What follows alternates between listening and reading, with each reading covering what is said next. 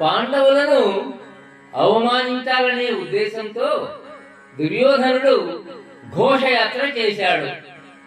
అనుకోకుండా గంధర్వుల చేతిలో బందీ అయ్యాడు.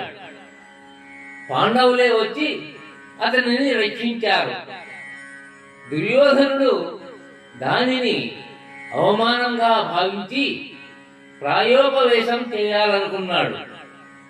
ఈ సందర్భంలో దుర్యోధనుడు ఇలా అంటున్నాడు: అక్కడ అమ్మారణమునందు ఎచ్చర కోటి తోడ రుకున బోరి ఏను మృతి నందగనేరన అటులైన ఈ తక్కువ పాటు లేక ప్రమదంబున దేవపదంబు నొందుదు మికిలి అయిన కీర్తిను వేదిని అందు వెలుంగు నిత్యమై అకట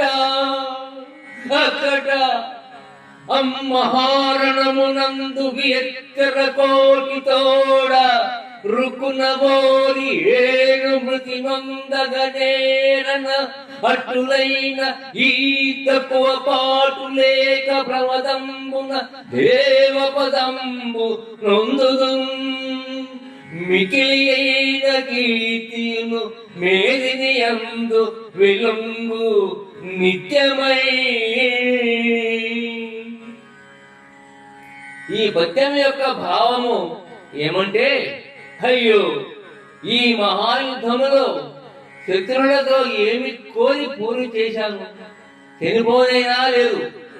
అట్లు చనిపోయి ఉంటే ఈ అవమానం లేక సంతోషముగా స్వర్గాన్ని పొందేవాడిని.